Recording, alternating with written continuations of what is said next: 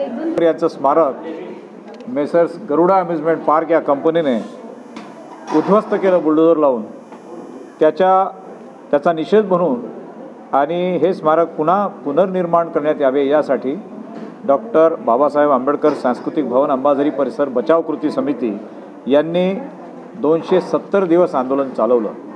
270 दिवस आंदोलन म्हणजे जवळजवळ 9 महिने ते आंदोलन चाललं, 9-10 महिने. त्याच्यानंतर पाऊस आला आणि नंतर मग पावसामध्ये ते आंदोलन सुरूच होतं आणि त्यानंतर मग राजकीय वारे वाहू लागले. लोकसभेच्या निवडणुका आल्या तर ते आंदोलन आम्ही स्थगित केलं आणि विचारपूर्वक स्थगित केलं. कोणत्या एका व्यक्तीच्या निर्णयाने नाही, त्या सर्वांनी मिळून आम्ही निर्णय घेतला आणि ते आंदोलन स्थगित केलं. आता पुन्हा वेळ आलेली आहे की ते आंदोलन सुरू करण्याची. त्याचं कारण असं आहे की आम्हाला शासनाकडून जिल्हाधिकाऱ्यांच्या सहीने एक पत्र दिलेलं आहे ज्याच्यामध्ये असं म्हटलेलं आहे की आता हे स्मारक शासनातर्फेच बांधण्यात येईल, खाजगी यंत्रणेमार्फत बांधण्यात येणार नाही.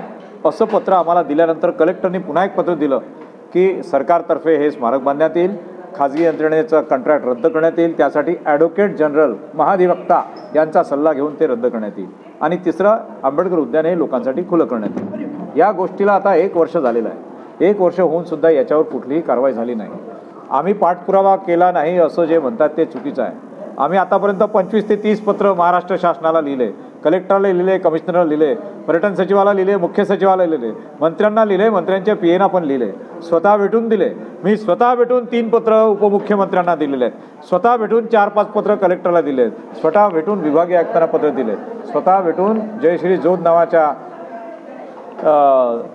सांस्कृतिक नव्हे पर्यटन विकासाच्या सचिव होत्या त्यांना दिलेला आहे. सर्व अधिकाऱ्यांना पत्र दिले, काय मागणी आहे हे सगळं सांगून सुद्धा आतापर्यंत शासनाकडून याच्यामध्ये काहीही रिस्पॉन्स आला नाही.